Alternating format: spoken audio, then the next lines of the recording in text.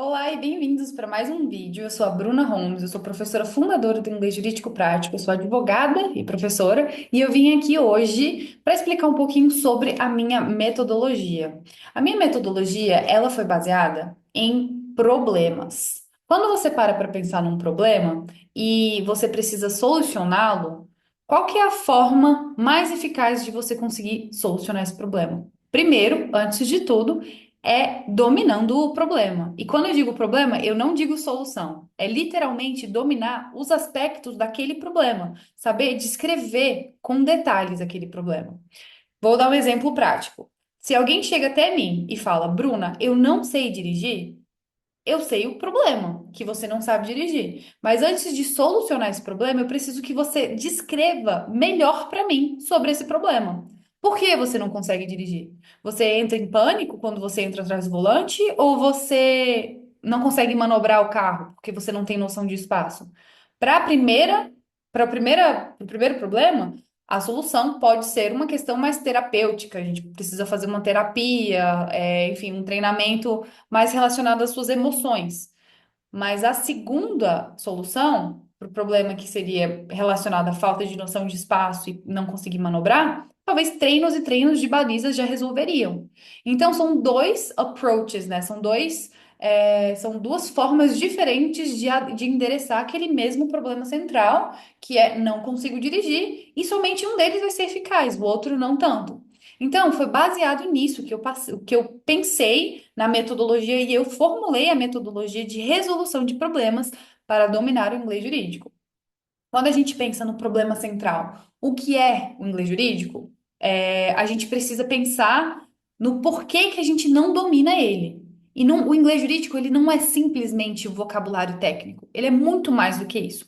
Então, quando eu te falo que o seu problema é não dominar o inglês jurídico, nós precisamos entender as raízes desse problema para poder combater esse problema e realmente solucioná-lo. São cinco soluções que eu proponho para cinco problemas raízes que eu consegui identificar na maioria dos meus alunos. E quando eu digo meus alunos, são muitos, são centenas de pessoas que já tiveram aula comigo e hoje eu já reuni mais de 1.000 horas de aula. Na verdade, pode ter sido muito mais do que isso, mas depois das 1.000 horas eu parei de contar. Então, cada um desses problemas, eles podem ser classificados da seguinte forma. O primeiro é óbvio, a falta de vocabulário técnico, que é o que todo mundo sente como o maior problema, o problema mais gritante. Mas saber a tradução de vocabulário técnico não te dá a habilidade de se comunicar bem com um advogado inglês, de participar de uma call, de uma conferência, uma reunião. Então, a gente precisa mais. O inglês jurídico, ele é maior do que isso. Então, o primeiro passo, primeiro problema, sim, é a falta de vocabulário técnico. O segundo, ele vem a partir do momento em que você adquire o vocabulário técnico e não consegue aplicar ele em frases bem escritas, em situações contextualizadas. Então, você precisa dos conectores, não é apenas o vocabulário técnico.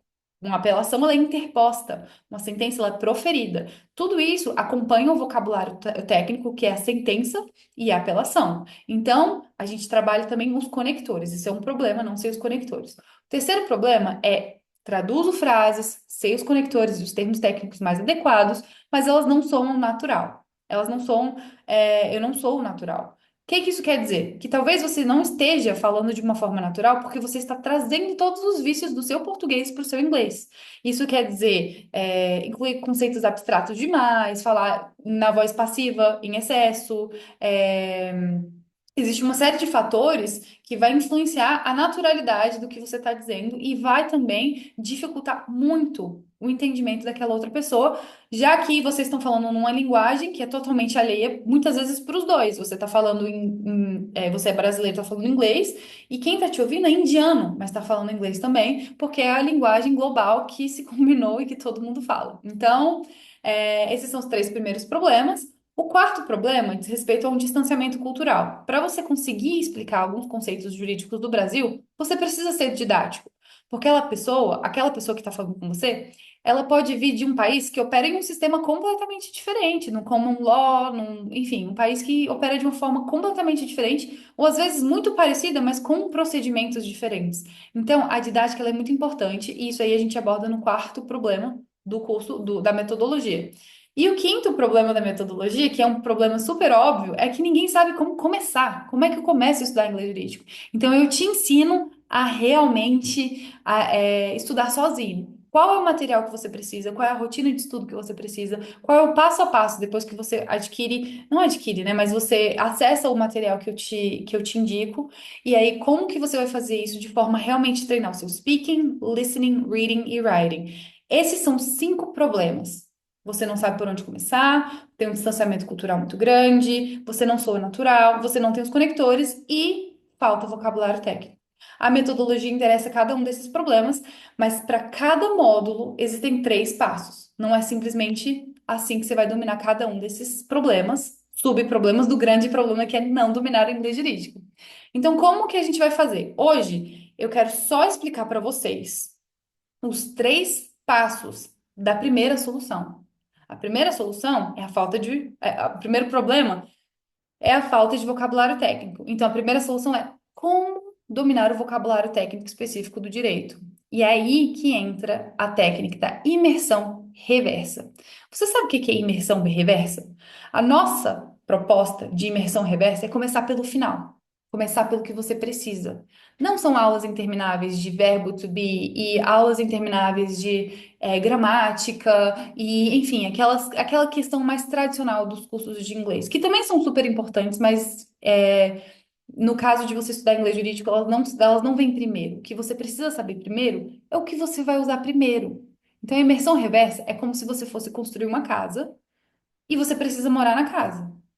Você não vai poder começar a construir um cômodo que você não vai usar tanto. Você não vai começar a construir a área gourmet, sei lá, a piscina. Você não vai começar a construir a garagem. Porque você não vai conseguir dormir na garagem. Você vai ter que dormir no seu quarto. Então você vai primeiro fazer seu quarto. Você vai fazer o que é essencial ali para você.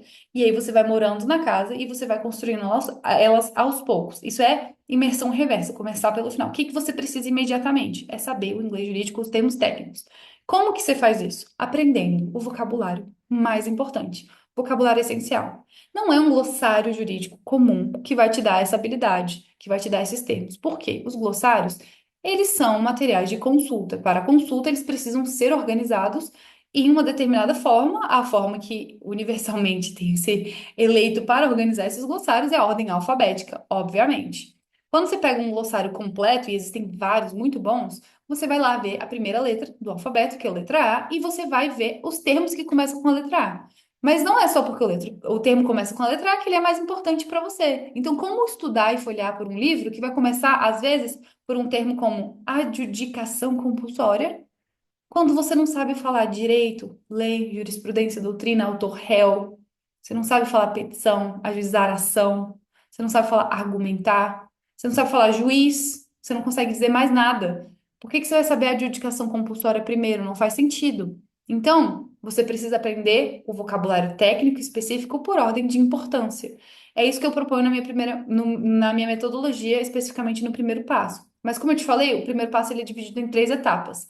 A primeira etapa, ela é essa imersão reversa, você adquirir de uma forma concentrada, porém breve, porque se você exagerar demais, também não vai ser prático, né? Você não precisa saber todos os termos, você precisa saber todos que todos os advogados precisam saber, ou seja, os essenciais, e você precisa saber tudo que é essencial na sua área, que você vai fazer o seu próprio glossário jurídico de forma intencional e ele não precisa ser muito extenso. Pensa nas palavras que você usa todos os dias, na sua rotina mesmo. Não são muitas. Então, você vai primeiro a gente vai primeiro trabalhar com esse glossário de forma intencional, né? Organizado por o que é mais importante, mais essencial primeiro. Depois, o segundo passo da imersão reversa é o reconhecimento e a identificação do que você ainda não sabe. Parece um pouco viagem, né? Mas isso é muito importante. Eu já expliquei diversas vezes que quando você tem um inglês bom e uma base sólida de vocabulário, às vezes você não pode. Às vezes você acaba deixando a confiança ganhar demais e você acaba se arriscando falando palavras que soam como se elas estivessem corretas, você não checou, mas elas acabam sendo falsos cognatos, como um grande exemplo de um aluno que falou eviction, achando que estava falando de evicção, mas na verdade eviction significa despejo. Então, o que que eu quero dizer com isso? Segundo passo, reconhecimento total, identificação do que você sabe e o que você não sabe. E aí que entra o terceiro passo. Depois que você humildemente descobriu o que sabe e o que não sabe, essas lacunas do que você não sabe não podem te impedir de se comunicar. O que que você vai fazer? Método EDL, explicar o direito para o leigo. Quando você não souber um termo, porque você realmente nunca aprendeu, ou você até sabia, mas você esqueceu, ou o que acontece muitas vezes é um termo que existe no português jurídico, mas você nunca viu no inglês jurídico, porque realmente não existe, o que que você faz? Você explica o conceito por trás desse termo. Então, se a palavra, se a expressão é transitar em julgado, melhor do que você falar transit and judgment, não sei nem como traduzir isso ao pé da letra, porque não existe. Não inventa, não existe. Desprende disso. O que que é o conceito por trás dessa expressão? Uma coisa que transita em julgado, uma decisão que transita em julgado é algo que se torna final, irrecorrível. Então é isso que você vai traduzir, o conceito. The decision. It's final. It's unappealable. Irrecorrível, unappealable. Final, final. Decision, decisão. A decisão é final e irrecorrível. The decision is final and unappealable. É isso, gente. O método ele tem três passos em cada uma das soluções que eu proponho para cada um desses problemas, para que são os subproblemas do grande problema. Não domina inglês jurídico, mas não é um bicho de sete cabeças. O inglês jurídico ele é algo que pode ser super esquematizado e ser dominado. É isso, espero que vocês tenham gostado e a gente se vê em mais vídeos que eu venho compartilhando sobre esse tema tão legal que é o inglês jurídico.